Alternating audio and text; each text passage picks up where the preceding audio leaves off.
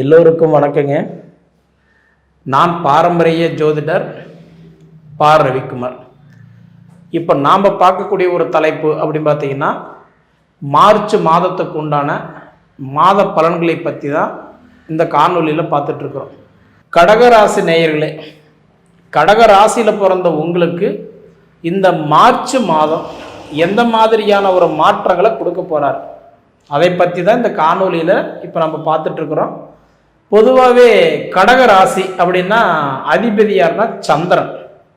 நவகிரகத்திலேயே தேவதை அழகு அப்படின்னா சந்திரன் தான். அதனால தான் கடகராசியில் பிறந்தவங்க நான் சொல்லிட்டு இருக்கிறது என்னென்னா, பாருங்கள், அவங்க அழகாக இருப்பாங்க, முகல் அச்சனமாக இருப்பாங்க, கருப்பாக இருந்தால் கூட கலைமுகமாக இருப்பாங்கன்னு நான் சொல்லியிருக்கேன்.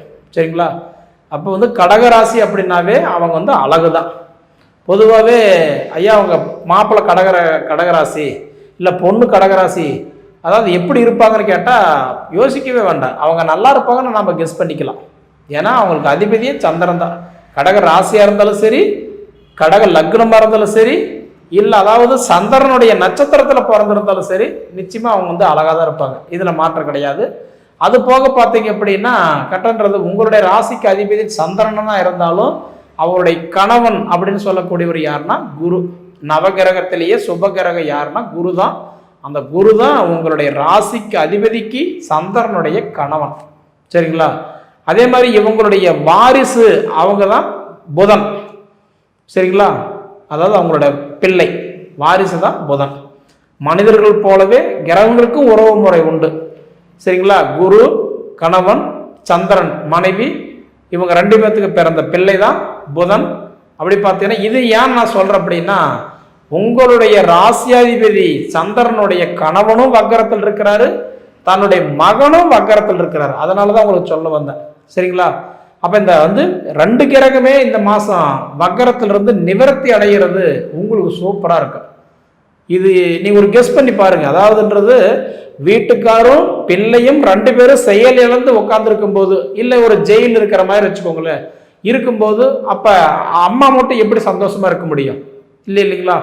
அதனால அவங்க ரெண்டு பேரும் ரிலீஸ் ஆகிறது தான் இந்த வக்கர நிவர்த்தி நம்ம எடுத்துக்கலாம். 11ஆம் தேதி அன்னைக்கு குரு வக்கர நிவர்த்தி அடைகிறார். 21ஆம் தேதி அன்னைக்கு ஒரு 10 நாள் இடைவெளி விட்டு அடுத்தது புதன் வக்கர நிவர்த்தி அடைகிறார். இந்த காலகட்டமெல்லாம் யாருக்கு நல்லா இருக்குமோ இல்லையோ, ஆனால் கண்டிப்பாக உங்களுக்கு நல்லா இருக்கும். சரிங்களா? அதனால எனக்கு தெரிஞ்சு என்ன அப்படின்னா, இப்போ பொதுவாகவே 11ஆம் தேதிக்கு மேலே உங்களுக்கு சூப்பராக இருக்குன்னு நான் சொல்லுவேன். கிட்டத்தட்ட ஒரு 2 மாசமா கடகராசிக்காரர்களுக்கு கொஞ்சம் மன உளைச்சல் இருக்கு, நிறைய குழப்பம் இருக்கு.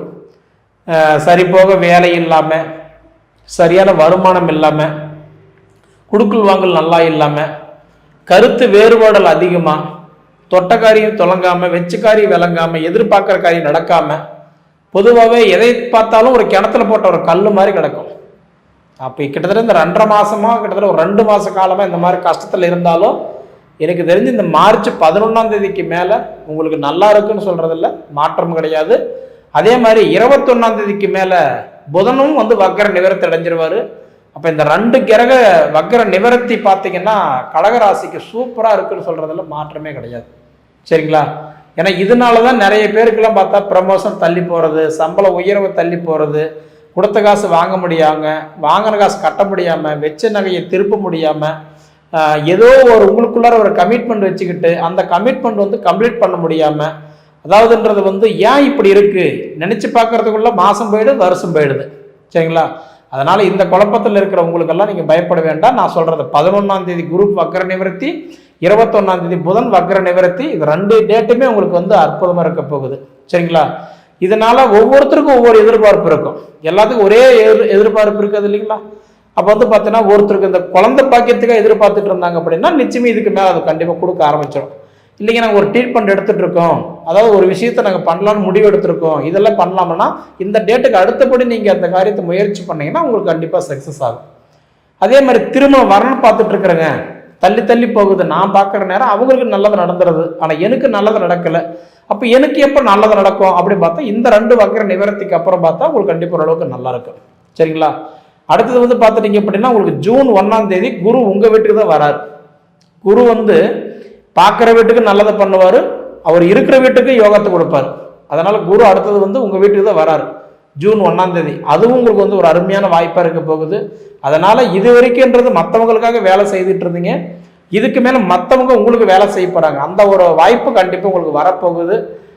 அதாவது வந்து காய்ச்ச மறந்தா கல்லிடப்படும் சொல்லுவாங்க. முயற்சி பண்ணுங்க கண்டிப்பா. இப்ப நீங்க எடுக்கிற போடுற எஃபெக்ட் வந்து பார்த்தீங்கன்னா இந்த 2 மாசம் உங்களுக்கு வந்து பலன் கொடுக்க போகுது. அதனால இந்த டைம்ல நீங்க யோசிங்க, இந்த மாதிரி நேரத்தில் முடிவு எடுங்க, அந்த காரியம் உங்களுக்கு நல்லதாகவே அமையும், மாற்றம் கிடையாது. அது போக பார்த்துட்டீங்க அப்படின்னா உங்களுக்கு வந்து தைரிய ஸ்தானத்துக்கு அதிபதி யாருன்னு பார்த்தா புதன் தான். உங்களுக்கு தைரிய ஸ்தானத்துக்கு அதிபதி புதன் பகவானும் இப்போ ஒரு வக்கரத்திலிருந்து நிவர்த்தி அடைகிறாரா, அது சூப்பராக இருக்க போகுது.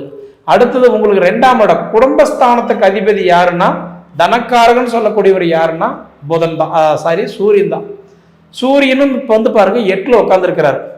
ஒரு பழமொழி சொல்லுவாங்க, 8ஆம் இடம் அப்படின்றது அஷ்டமத்து ஸ்தானம்.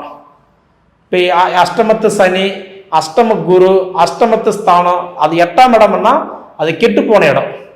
அந்த மாதிரி பார்த்துட்டா அந்த கெட்டு போன இடத்துல இப்போ 5 கிரகங்கள் உட்காந்துருக்குது. அது உங்களுக்கு ஃபேவரா இருக்கு.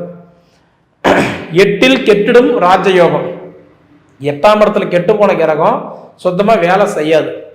ஆனால் இப்போ உங்களுக்கு வேலை செய்யும். காரணம் என்னன்னா இதில் நம்ம சிந்திக்கிறத பாருங்க, அந்த 8ஆம் இடத்துல 5 கிரகங்கள் உட்காந்துருக்கு. ராகு, அதாவது வந்து பார்த்தீங்கன்னா புதன், அடுத்தது சூரியன், சுக்கிரன், செவ்வாய், 5 கிரகங்கள் உட்காந்துருக்கு. அப்போ இந்த 5 கிரகங்கள் 8ஆம் இடத்துல உட்காரும்போது எப்படி ராஜயோகம் இல்லைன்னு நம்ம சொல்ல முடியும்? சரிங்களா? அப்படி பார்த்தா இந்த மாசத்துல செவ்வாய் தன் சொந்த நட்சத்திரத்தில் வந்திருக்கிறாரு, சனி பகவான் தன் சொந்த நட்சத்திரத்தில் வந்திருக்கிறாரு, குரு பகவான் தன் சொந்த நட்சத்திரத்தில் வந்திருக்கிறாரு. அதே மாதிரி குரு பகவான் பாருங்க இன்னைக்கு சுக்கிரனுக்கு வந்து கட்ட நட்சத்திரம் கொடுத்துருக்கிறாரு. இதெல்லாம் பார்த்தீங்கன்னா கண்டிப்பாக நிறைய விஷயங்கள் இன்னைக்கு இந்த மாதம் உங்களுக்கு ஃபேவராக இருக்குன்னு நம்ம சொல்லுவேன். சரிங்களா? அதனால ஒன்றும் இல்லை, நீங்கள் எடுத்த முயற்சி உங்களுக்கு வெற்றி கிடைக்கும். பொறுமையாக ஹேண்டில் பண்ணுங்க. சரிங்களா? அது மாதிரி பார்த்தீங்கன்னா உங்களுக்கு சூரியன் 8ஆம் இடத்துல இருந்தாலும் பயப்பட வேண்டாம். ஏன்னா 8லையும் கெட்டிடும் ராஜயோகம்ட்டான். கெட்டு போன கிரகம் கூட உங்களுக்கு வேலை செய்யும். அதனால நீங்க வந்து என்ன தேவை என்ன தேவையில்லை, சரிங்களா?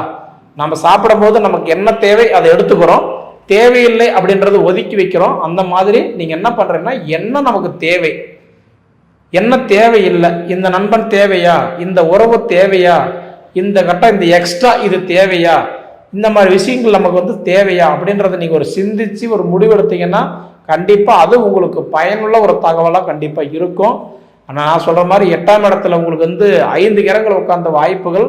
அடுத்தது வந்து பார்த்தீங்கன்னா 8ஆம் இடத்துல இருக்கக்கூடிய சுக்கிரன் 1ஆம் தேதி நைட்டு 9ஆம் இடத்துக்கு போறாரு. 9ஆம் இடத்துக்கு போனா பாக்கியஸ்தானத்துக்கு போறாரு. பாக்கியஸ்தானத்துக்கு சுக்கிரன் போறாரு.